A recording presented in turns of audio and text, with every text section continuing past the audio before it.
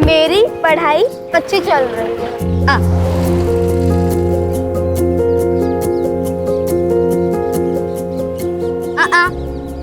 ताई please chocolate खानी है। ताई प्लीज ना, चॉकलेट चाहिए मुझे।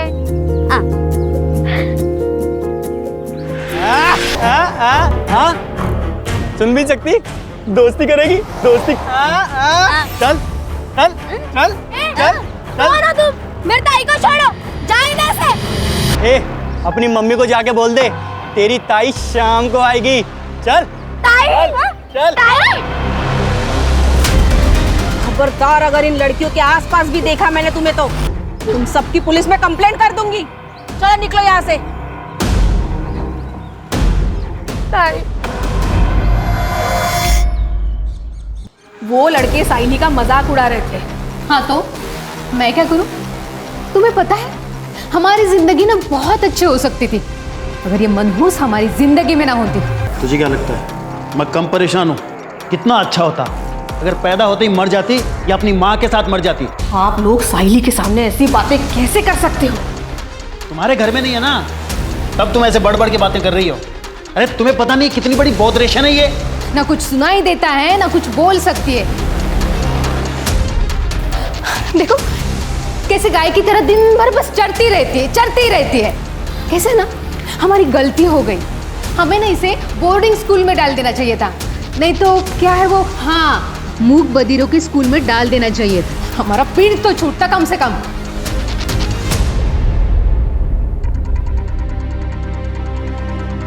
आप लोग ऐसी बातें कैसे कर सकते हो? आप जानते हो वो एक स्पेशल चाइल्ड है। अरे बिना परिवार के परेशान हो जाएगी वो लड़की। उसे प्यार, केयर, एक्स्ट्रा अटेंशन की जरूरत है। तो ये सब मिल जाएगा ना वहाँ पे बोर्डिंग स्कूल में, इसमें इतना हल्ला करने की क्या जरूरत है? तू जा, एक गिलास पानी ले गया और चाय भी बनाना।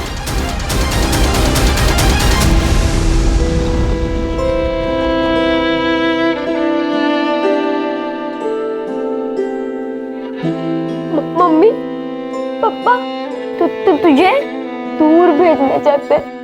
हाँ हाँ हाँ हाँ हाँ ताई, अब आपको कैसे समझाऊं?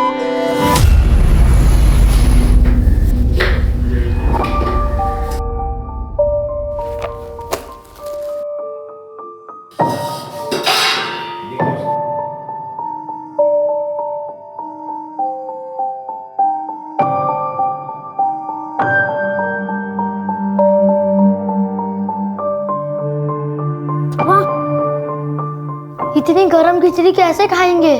तू टाइम से घर नहीं आ सकती थी क्या? हेलो बच्चा लोग,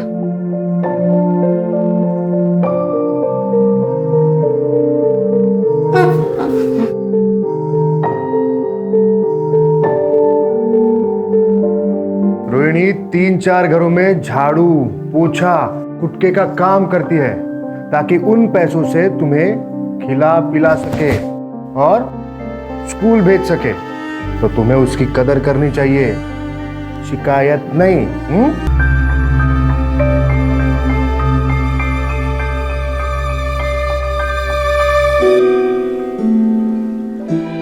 रोहिणी कह रही है कि उसे आने में लेट हुआ इसलिए उसे बुरा लग रहा है, पर पवार साहब की बीवी ने उसे एक्स्ट्रा काम दे दिया था जिसके उसे एक्स्ट्रा पैसे भी मिले और उसी पैसों से वो अपने भाइयों के लिए नए कपड़े भी खरीदेगी।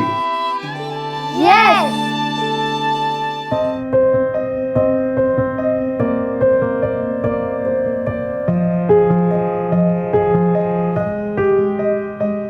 रोहिणी, मैंने एक एनजीओ में बात की है, वो तेरे 2 भाइयों के पढ़ाई को स्पॉन्सर करने के लिए तैयार है।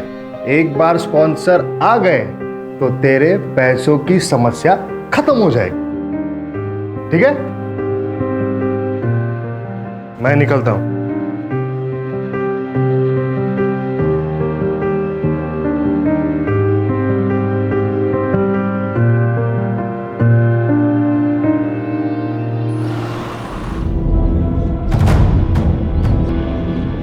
नमस्कार वहिनी. अरे चिमाजी भाऊ या ना. कसे आहात? मी मस्त.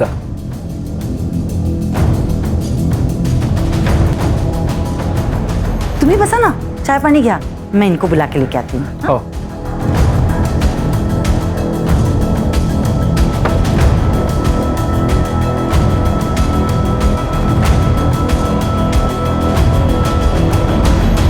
चिमाजी भाऊ कसे आहेत?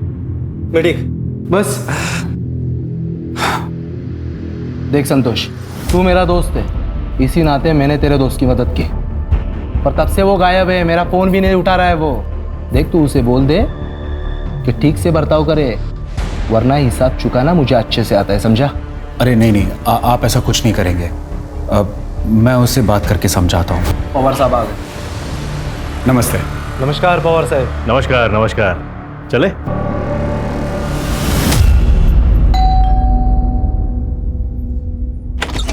अरे कापसे साहेब या कसे आहात तुम्ही? नमस्ते वहिनी, तुम्ही कसे आहेत? मस्त मस्त, बसा ना. मन्या ए चल.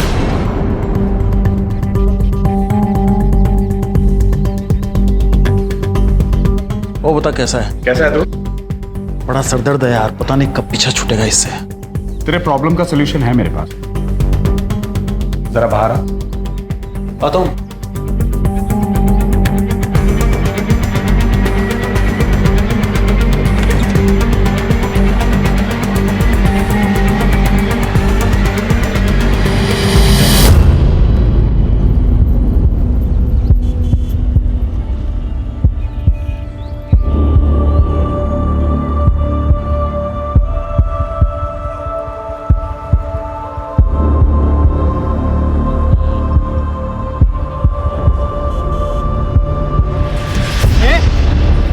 क्या समझती है अपने आप को? हाँ, उस दिन बहुत बनकर दिखा रही थी.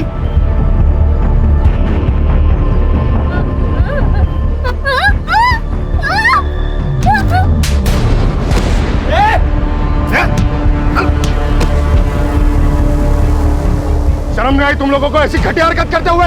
और आप लोग भी क्या क्या खड़े खड़े तमाशा देख रहे? ठीक हो? चलो मैं तुम्हें घर छोड़ देता हूँ. तुम्हें कुछ नहीं होगा, कुछ नहीं होगा. देखिए, एक एनजीओ है सहारा, मैं वहीं पे काम करता हूँ. हम साइली को वहाँ भेज सकते हैं. वहाँ ऐसे स्पेशल बच्चों के लिए स्कूल भी है. वहाँ साइली साइन लैंग्वेज यानी इशारों की भाषा भी सीख पाएगी. देखिए, हमें ज्यादा समझाने की जरूरत नहीं है. और क्या ही कर लेगी वो पढ़ लिख कर? हाँ, इसका कोई फायदा नहीं है. हमें कहीं नहीं भेजना है उसे. देखिए, आप मुझे गलत समझ रही हैं. वहाँ उसका भविष्य. सर, आपने जो कुछ किया उसके लिए आपका बहुत बहुत धन्यवाद. आप प्लीज जाइए सर, प्लीज.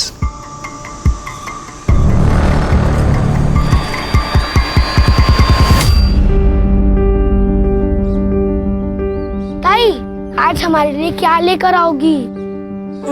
पवार मैडम तीर्थ यात्रा पे गई है. जब वो वापस आएगी तब ताई को काम का एक्स्ट्रा पैसा मिलेगा. तभी ताई हमारे लिए कुछ खरीद पाएगी.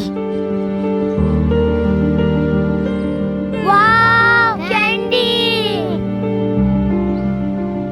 ताई, तू दुनिया की बेस्ट ताई है.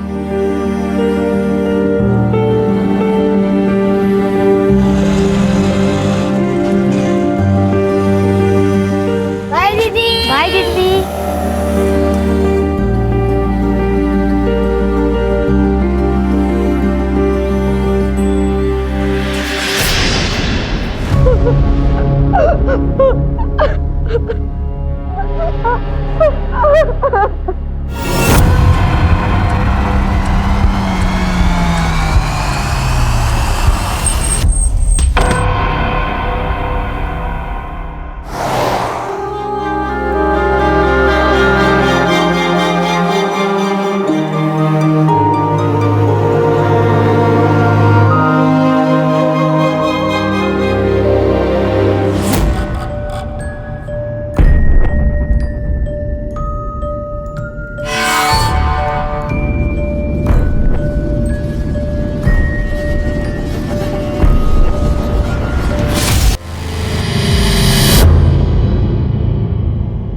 रोना मत बेटा, वो एनजीओ वाला लड़का कौन आता है? केदार दादा। उसको फ़ोन लगा, शायद उसको मालूम रहेगा तुम्हारी ताई कहाँ है।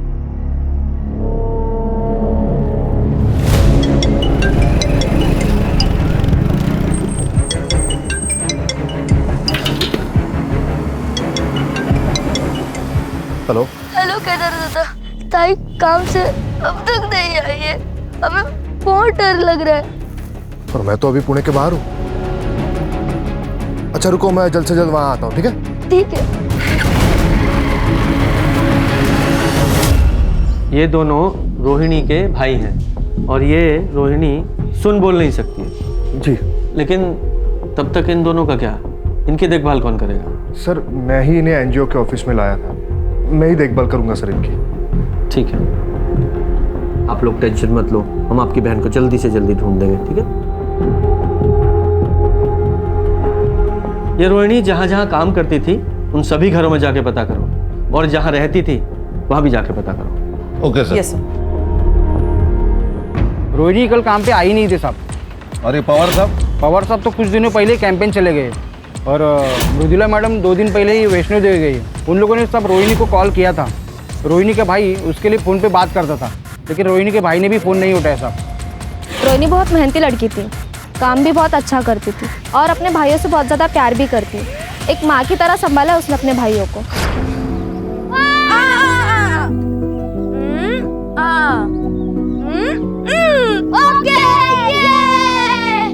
कभी कभी रोहिणी को घर आने में देर हो जाती थी। दोनों लड़कों को बहुत भूख लगती थी, इसीलिए रोहिणी ने एक तरीका निकाला था।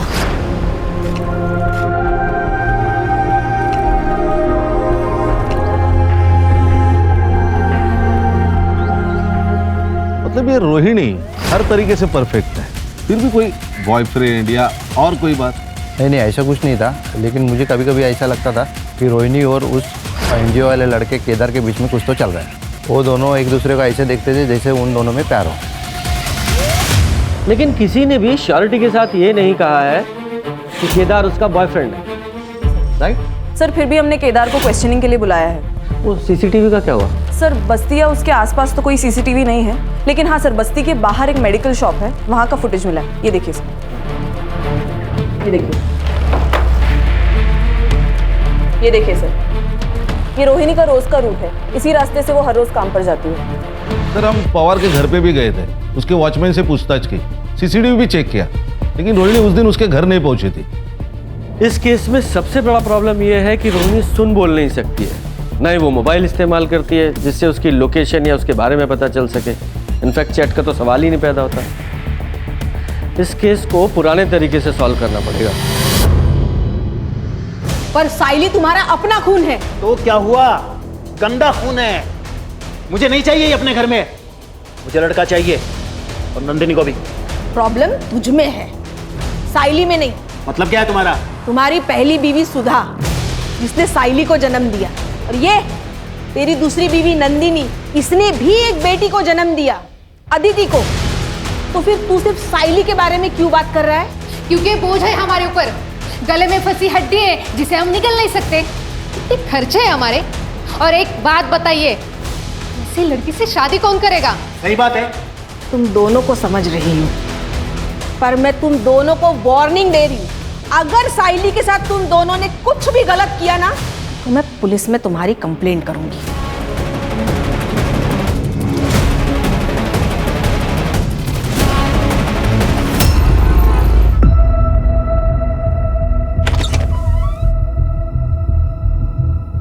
कहाँ है तेरा बाप?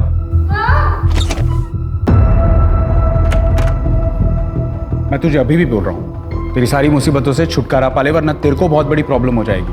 देख, जो ठीक लगे वो कर, मुझे इस प्रॉब्लम से छुटकारा चाहिए, बस।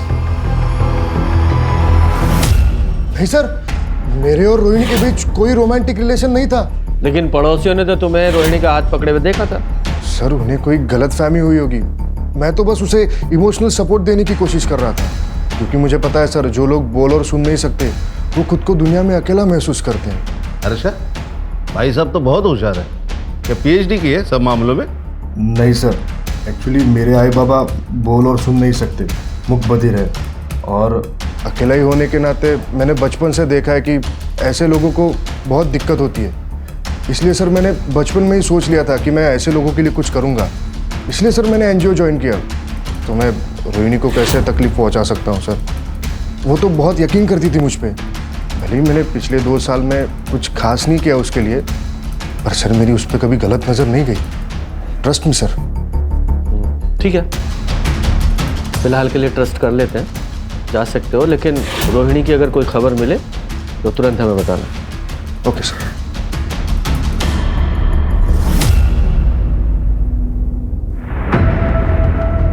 ये रोहिणी जा कहाँ सकती है? अभी तक एक भी क्लू हाथ नहीं लगा है।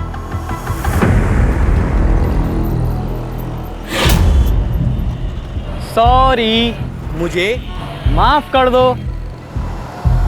ये लो तुम्हारे लिए। तुम्हें ये गुलाब और चाहिए? ये गुलाब वहां पर बहुत सारे हैं। चलें? चल आ, चल चल। ए, तू रुक क्यों गई? चल। अरे आगे मिले।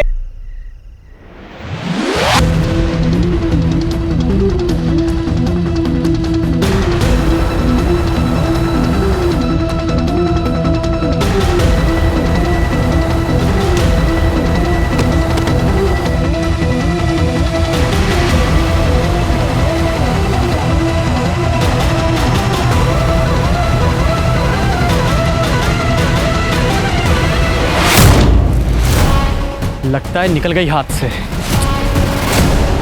आई नहीं, अभी तक नहीं आई। उसे ढूंढने के लिए जाओ ना। आई, तेरी बहन कोई छोटी बच्ची नहीं है, आ जाएगी वापस। वो रास्ता भटक गई तो? ये तो और अच्छी बात है। भगवान करे ऐसा ही हो।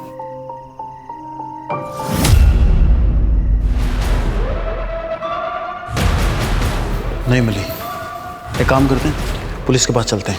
नहीं, ये तो हमारे लिए अच्छा है ना, हम बस चुप रहेंगे। अदिति अगर पूछेगी तो उसे क्या जवाब देगा? आप उसकी चिंता मत कीजिए, मैं अदिति को संभालूंगी।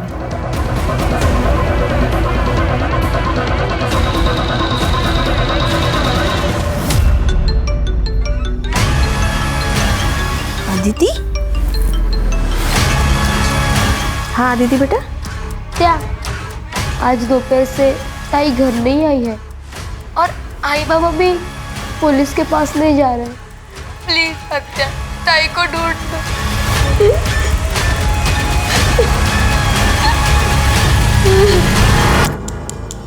ये सायली 16 साल की है, सायली मूक बधिर है। होय साहब, मुझे शक है कि मेरे भाई और उसकी बीवी ने इसे गायब किया है। वो दोनों इससे नफरत करते थे। साहब जल्द से जल्द इसको ढूंढ निकालिए। हाँ बिल्कुल, ज़रूर। अच्छा, सायली की पूरी डिटेल्स ले लो, जाइए। जी सर, आइए। सर, कहीं ये केस रोहिणी से कनेक्टेड तो नहीं है? क्योंकि दोनों लड़के अमुक बधिर हैं और दोनों का एज ग्रुप सेम है। हाँ, लेकिन अभी ये अनुमान लगाना ठीक नहीं होगा। पहले चल के सायली के माँ बाप से मिलते हैं। ओके।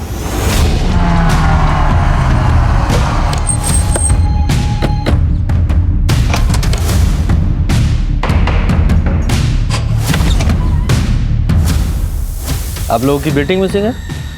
हाँ सर, वो कल शाम से घर नहीं आई। उसे ढूंढ दो। वो बहुत बोल और सुन नहीं सकती। आदिति बेटा चल, तू अंदर चल, हम लोग बात कर रहे हैं ना। के शांत होइए। अब बेटा इधर आ। अरे सर चिंता की ऐसी कोई बात नहीं है। वो मेरी बहन के यहाँ गई होगी सर, हम उसको फ़ोन करने वाले ही थे। ओ भाई साहब, आपके बहन ने ही थाने में कंप्लेंट लिखवाई है। सुन लिया? अब सीधे सीधे बताइए पूरी बात क्या है, वरना सीधे पुलिस स्टेशन में ले जाके बंद कर दूंगा। और तुम्हारी बहन ने सब कुछ बताया हमें। ये सच है कि मैं सायली को यहाँ से दूर बोर्डिंग स्कूल में भेजना चाहता था, लेकिन इसका मतलब ये थोड़ी है कि उसके गायब होने में मेरा हाथ है सर। अच्छा, उसे कोई परेशान कर रहा था? हाँ, वो लड़का है ना मंदार। अपनी मम्मी को जाके बोल दे तेरी ताई शाम को आएगी। चल चल। ताई को आते ने एक बार मदद की थी और एक बार केदार दादा ने भी। ये केदार एनजीओ में काम करता है वही ना? ताई को तो उसने ऐसे ही बताया था कि वो एनजीओ में काम करता है। ठीक है बेटा, आपकी दीदी को हम जल्दी ढूंढ देंगे, हैं? बच्ची का ख्याल रखना। खान, ये साइली के माँ बाप की कुंडली निकालो और खासकर इस मनिया की, और ये मंदार, उसकी भी इंफॉर्मेशन निकालो। Okay sir. सुधा तो देवी थी देवी, साइली उसी के ऊपर गई है। बहुत ही प्यारी और हंसमुख बच्ची है। सर मन्या कोई सीधा साधा या शरीफ आदमी नहीं था, धंधे में नुकसान करा के बैठा था और लोगों से कर्जे भी ले रखे थे। मुझे तो अदिति और साइली की बॉन्डिंग देख के बहुत जलन होती थी। ऐसा लगता था मेरी भी कोई बहन होनी चाहिए, इतना प्यार था वो दोनों में। कल रात को मैंने साइली को एक लड़के के साथ जाते हुए देखा था, मंदार नाम है उसका। तो मंदार का फोन बंद आ रहा है? हाँ सर, और ये मंदार उसके घर पर भी नहीं, उसके पेरेंट्स ने कहा 1 हफ्ते से गायब है। 1 हफ्ते से लड़का गायब है और माँ बाप को चिंता ही नहीं है कि कहाँ चला गया। सर उसके पेरेंट्स ने कहा कि उनका लड़का आवारा है, दोस्तों के साथ कई दिनों तक गायब रहता है। सर मैं एनजीओ गई थी रोहिणी के भाइयों के बारे में पता करने, तो ये एनजीओ तो 2 दिन पहले ही बंद हो चुका है और दोनों भाई भी गायब है और ये केदार वो भी गायब है। इस केस में हमारे पास 2 सस्पेक्ट हैं और दोनों ही मिसिंग हैं। सर जंगल में एक डेड बॉडी मिली है।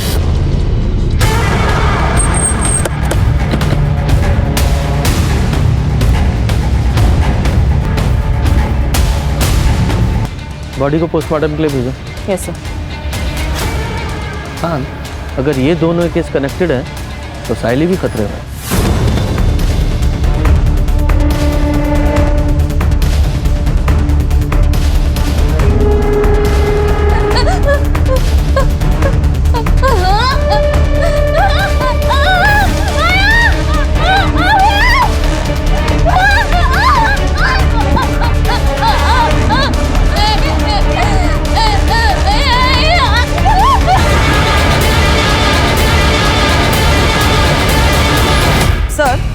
मन्या की सीडीआर के अनुसार वो संतोष नाम के एक कॉन्ट्रैक्टर के साथ टच में था और कोई बिजनेसमैन भी है चिमाजी नाम का।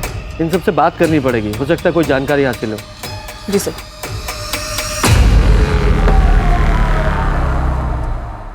सर मन्या का अच्छा दोस्त होने के नाते जब मन्या को नुकसान हुआ तो मैंने उसे मदद की थी। चीमा जी से मैंने उसे 25 लाख रुपए दिलवाए थे। गलती हुई जो मैंने उसे लोन दिया, इंटरेस्ट तो मिला नहीं, उल्टा मेरा पैसा लटक गया। सर मैंने गारंटी ली थी, मैं बहुत प्रेशर में आ गया था, इसलिए मैं बार बार उसे कॉल करता था और मिलता था और उसे बोलता था पैसे दे दे पैसे दे दे। यार मैं चीमा जी को क्या जवाब दूँ? अब मैं अपने एसेट्स बेच के तो तेरी लोन पे नहीं कर सकता ना। संतोष तो मेरे भाई जैसा है, कुछ भी करके उनको समझा दे।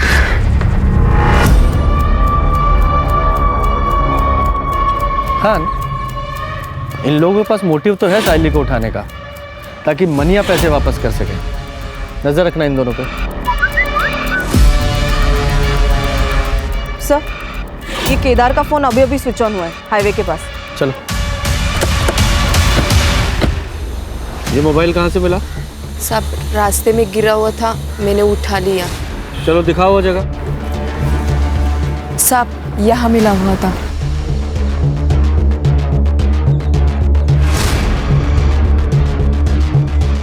ये बाइक यहाँ से किसकी पड़ी है? सर ये देखिए यहाँ खून गिरा है। कर रहे? हाँ। इस ब्लड का सैंपल लो और लैब में भेजो। सर। हाँ, इस बाइक की डिटेल निकालो। सर आरटीओ से इंफॉर्मेशन मिली है कि बाइक केदार की है, और जिस तरीके से केदार की बाइक हमें रोड के किनारे पड़ी मिली, ऐसा लगता है कि जब वो साइली या रोहिणी जिस किसी के साथ भी भाग रहा था उसका एक्सीडेंट हो गया जहाँ ये केदार की बाइक मिली थी। और ये भी हो सकता है कि साइली के गायब होने में भी केदार का हाथ हो। ये मंदार का क्या हुआ? नहीं सर, अभी भी ढूंढ रहे उसे। सर एक और बात, नंदिनी की सीडीआर से एक बात पता चली है कि नंदिनी संतोष के साथ टच में थी। इनफैक्ट सर कुछ महीनों से उसकी लोकेशन भी संतोष के घर के आसपास थी। नहीं तो मैं क्यों संतोष के घर जाऊंगी? हाँ, बस 1-2 बार गई थी, वो भी मना के काम से। अच्छा, नहीं मुझे तो पता चला कि पिछले 2 महीने में 15 बार तुम वहाँ गई थी। ठीक है, कोई बात नहीं, मने से ही पूछ लेती हूँ, वही मुझे बता दे शायद तुम वहाँ क्यों गई थी। मैडम, वो मेरा और संतोष का अफेयर चल रहा है।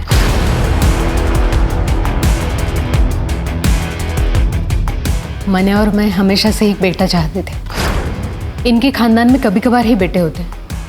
मनिया के बड़े भाई जो औरंगाबाद में रहते हैं, उनकी भी 3 लड़कियां हैं, लेकिन संतोष के 2 बेटे हैं जो बोर्डिंग स्कूल में पढ़ते हैं, और उसका बड़ा भाई, उसे भी 2 बेटे हैं।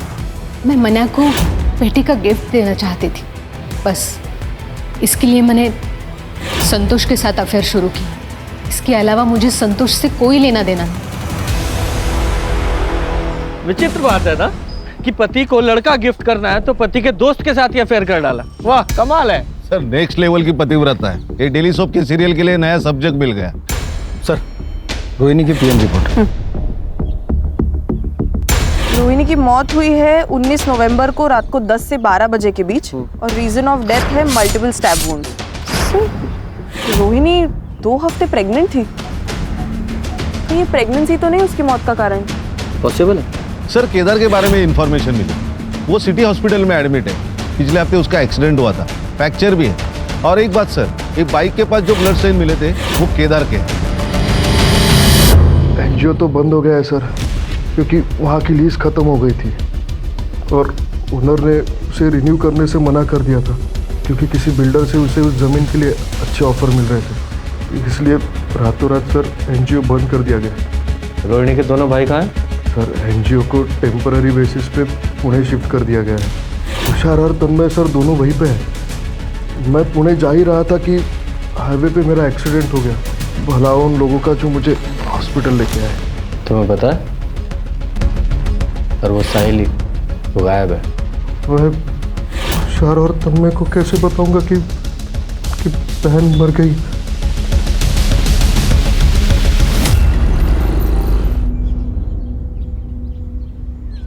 आलिस, कैसा रहा सफर? बहुत अच्छा। रोहिणी कहाँ है? आज आई नहीं क्या? रोहिणी तो तब से काम पे नहीं आ रही है जब से तुम वैष्णो देवी गई हो। और अब तो पुलिस को उसकी लाश भी मिली है। क्या? पुलिस ने बताया कि रोहिणी का रेप और मर्डर हुआ है। ये तो बहुत बुरा हुआ अविनाश। आप किसी भी हाल में उसके कातिल को ढूंढवाओ और उसे सजा दिलाओ। अपने पूरे पावर का इस्तेमाल करो और उस बेचारी को इंसाफ दिलाओ। पुलिस जांच कर रही है, एक बार उसे पकड़ ले, फिर मैं पूरी कोशिश करूंगा उसे जल्द से जल्द सजा दिलाने की। सर केदार सच बोल रहा था। पुणे पुलिस ने भी कंफर्म किया है कि एनजीओ टेम्पररी बेसिस के लिए वहां शिफ्ट हो गया, और रोहिणी के दोनों भाई तुषार और तन्मय भी वहीं पर थे। Thank God.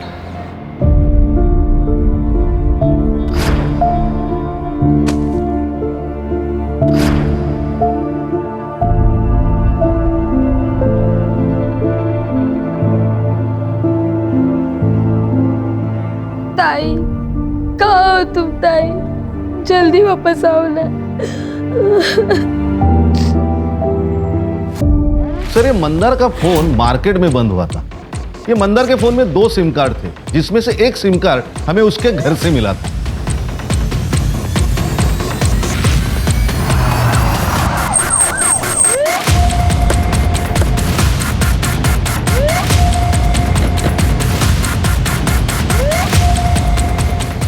सर यही लोकेशन है।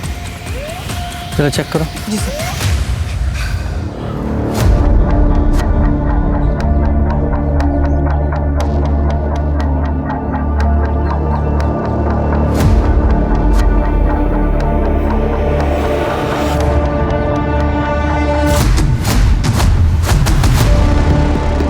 सर ईयरिंग है और इस पर ब्लड के ट्रेसेस है सर। कलेक्ट करो और लैब में भिजवाओ। जी सर। खान, ये ईयरिंग्स पे लगे ब्लड को रोहिणी और साइली दोनों के ब्लड से मैच कराओ, और लैब में भेजने से पहले इस साइली के पेरेंट्स को भी दिखाना। Okay sir. और चेक करो आसपास कोई सीसीटीवी है क्या, अगर है तो उसकी फुटेज निकलवाओ। Okay sir.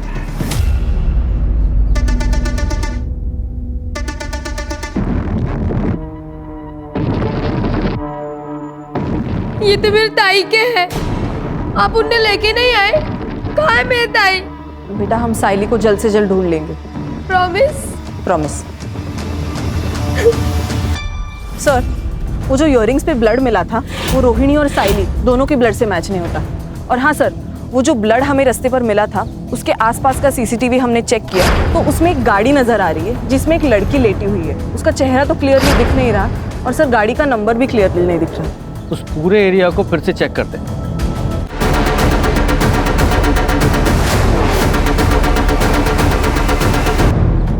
ताला बंद है।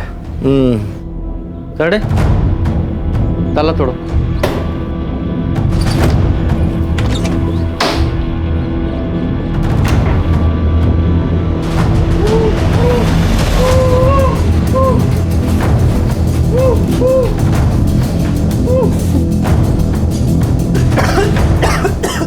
अच्छा, पानी दो।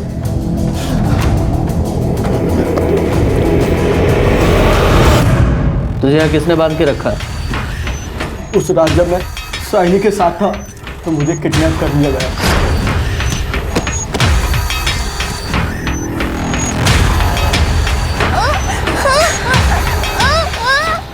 छोड़ इसको! छोड़ इसको! छोड़!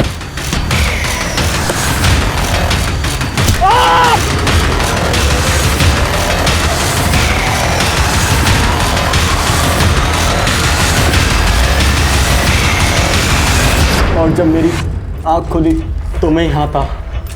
मुझे नहीं पता कि मैं कितने दिनों से यहाँ पर हूँ। 1 हफ्ता हो गया तुझे। जब तूने साइली पे हमला किया था तब से गायब है तू, और तेरी वजह से वो भी सिंह है। मैं तो बस साहिल का फ़ायदा उठाना चाहता था। उसकी वजह से मुझे आरती और केदार ने थप्पड़ मारा, लेकिन सच में मुझे नहीं पता कि साहिली कहाँ है। तुझे उस कार का नंबर याद है? नहीं, अंधेरे की वजह से मैं ज़्यादा देख नहीं पाया। सर कुछ हाथ नहीं लगा और कोई खबरबात भी नहीं। सर हमने पूरी तरह ट्राई की कि ये जानने के लिए कि वो गैराज किसका है, लेकिन कुछ नहीं सर। और वो एरिया भी पूरी तरह छान लिया, साहिल का भी कुछ पता नहीं। हाँ क्या सर?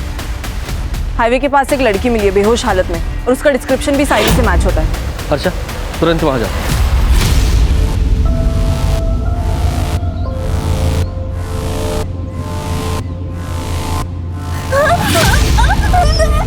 बेटा डरो मत, हम पुलिस है। क्या हुआ तुम्हारे साथ बता।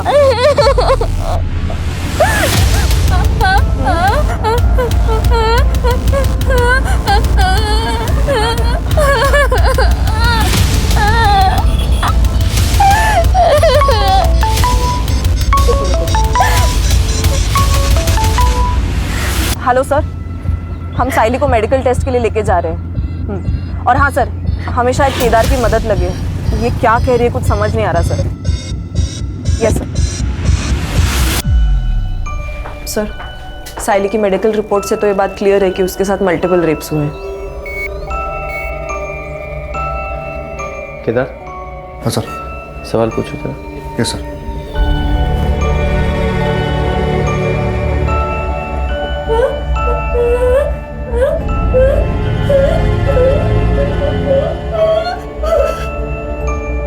सर मैं कुछ समझ नहीं पा रहा हूँ। ये प्रॉपर साइंस यूज नहीं कर रही है। ये रोहिणी की तरह स्पेशल स्कूल गई नहीं है ना। तो फिर कौन है जो इसकी भाषा समझ सकता है? सर मुझे पता है कि हमारी मदद कौन कर सकता है।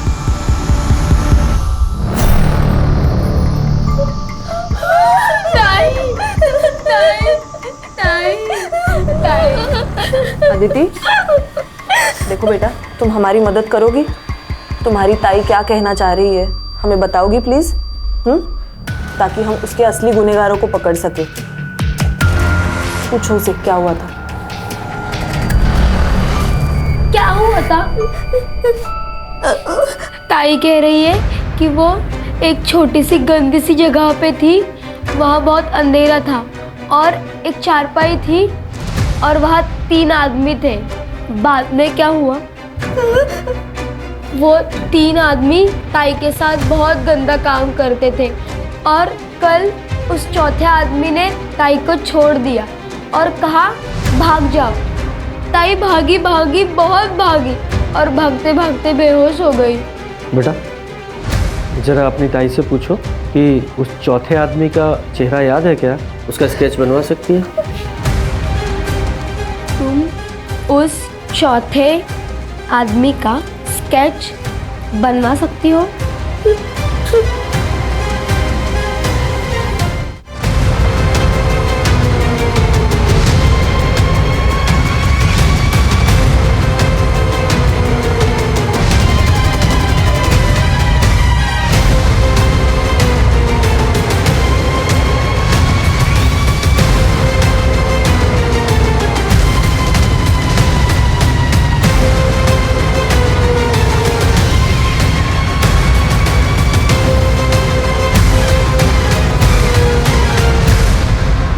ये स्केचेस, ये संतोष कापसे, चिमाजी गांवकर, अविनाश पवार और ये चौथा आदमी सर। बबलू, ये संतोष का ड्राइवर कम सर्वेंट, इन चारों को उठा के लाओ अभी के अभी। तुम चारों खुद से बोलना शुरू करोगे या हम अपने तरीके से को बुलवाएं? बोलो। सर, हम तीनों ने इससे पहले भी अपने अपने घरों के मेड के साथ कई बार रेप किया है और फिर हम उन्हें अच्छे पैसे भी देते थे ताकि वो अपना मुंह बंद रखें। सर, हमें कम उम्र की लड़कियों के साथ रेप करने में हमें बहुत मज़ा आता है। और फिर एक दिन पवार साहब ने हमें एक मूक बधिर लड़की रोहिणी के बारे में बताया था। और सबसे बड़ी बात, वो किसी को बता भी नहीं सकती कि हमने उसके साथ क्या किया है। सर, बबलू मेरे भरोसे का ड्राइवर कम नौकर है। उसने रोहिणी को पवार साहब के घर जाने से पहले ही किडनैप कर लिया।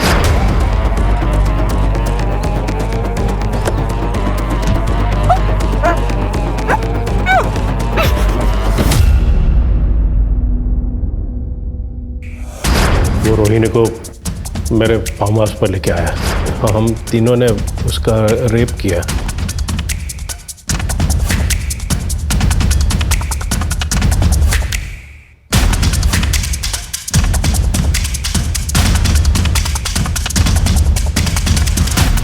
हमने बबलू को भी रेप करने दिया ताकि वो किसी को बता ना सके और अपना मुंह बंद रखे। हमें दिव्यांग लड़कियों का रेप करने में तीनों को किक मिली। अब हमें ऐसी लड़की चाहिए थी, तभी संतोष ने हमें साइली के बारे में बताया। और जब ये बबलू साइली को किडनैप कर रहा था तो मंदार ने उसे देख लिया। मैंने तो सब साहब लोगों के ऊपर ही छोड़ दिया था कि क्या करना है। सर, हम मंदार को मारने ही वाले थे कि आप सब उस तक पहुंच गए, इसलिए हम सब डर गए और साइली को छोड़ दिया। सर, हमें लगा कि वो मूक बधिर है, किसी को क्या बताएगी। और उसी मूक बधिर लड़की ने तुम चारों हैवानों के चेहरे हमारे सामने ला दिए। रोहिणी के साथ क्या किया? सर, हम रोहिणी से थक गए थे, फिर किसी ने हमें रोहिणी को मारने का ऑफर दिया। किसने ऑफर दिया? हाँ, मैंने ही अपने ड्राइवर की मदद से रोहिणी को मारने का ऑफर दिया था, क्योंकि मुझे मूक बधिर लड़कियों से सख्त नफरत है।